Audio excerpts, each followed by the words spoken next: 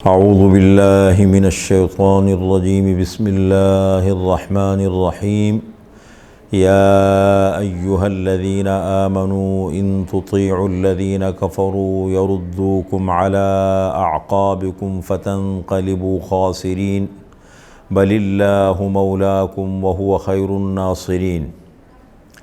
یا ایہا الذین آمنوا، اے ایمان والو، ان تطیعوا الذین کفروا، اگر تم اطاعت کرو گے کافروں کی، اگر تم کہا مانو گے کافروں کا، یردوکم علی اعقابکم، وہ تمہیں واپس لوٹا دیں گے تمہارے ایڑیوں کے بل، فتنقلبوا خاسرین، پس تم پلٹ جاؤ گے، تم لوٹ جاؤ گے نقصان اٹھا کر کے۔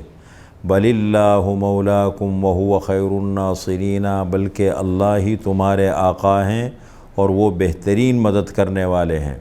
یہ 16واں خطاب ہے، سورہ آل عمران آیت نمبر 149 اور 150۔ یہ دو آیتیں غزوہ احد کے پس منظر میں نازل ہوئی۔ سورہ آل عمران کے اندر اللہ نے دو قسم کے مضامین بیان فرمائے ہیں۔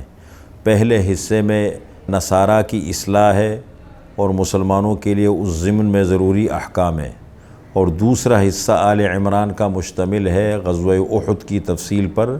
غزوہ احد کے بعد یہ حصہ نازل ہوا۔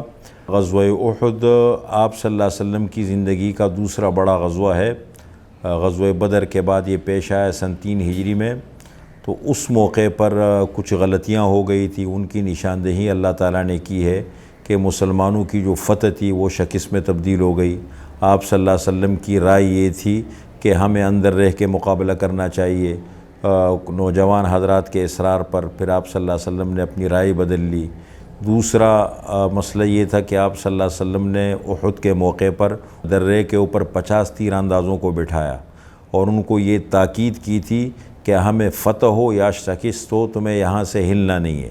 اور شروع میں جب اللہ تعالیٰ نے مسلمانوں کو فتح نصیب فرما دی اور کافروں نے میدان چھوڑا اور مسلمان مال غنیمت جمع کرنے میں لگ گئے، تو اوپر کے حضرات نے جب دیکھا تو وہ یہ سمجھے کہ جنگ ختم ہو گئی ہے، تو 50 میں سے 40 حضرات نیچے اترنے لگے۔ امیر حضرت عبداللہ ابن جبیر رضی اللہ عنہ، انہوں نے منع بھی کیا کہ آپ صلی اللہ علیہ وسلم نے منع فرمایا ہے، لیکن ان حضرات کا کہنا یہ تھا کہ جنگ ختم ہو چکی ہے، کافر میدان چھوڑ کے جا رہے ہیں، ہمیں جانا چاہیے نیچے۔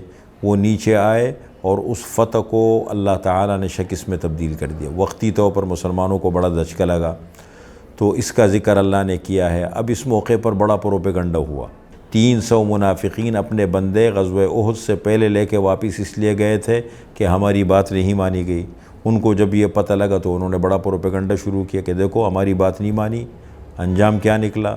اور اسی طریقے سے ایک موقع پر یہ خبر مشہور ہو گئی کہ آپ صلی اللہ علیہ وسلم شہید ہو گئے ہیں، تو صحابہ کرام 3 حصوں میں تقسیم ہو گئے۔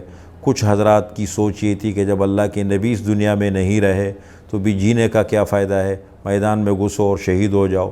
کچھ حضرات وہ تھے کہ جو سائڈ پہ بیٹھ گئے کہ ہمیں انتظار کرنا چاہیے کہ اب ہم کیا کریں، اب سوچیں۔ کچھ حضرات وہ تھے جو میدان چھوڑ کے چلے گئے۔ وقتی طور پر یہ حالات بنے۔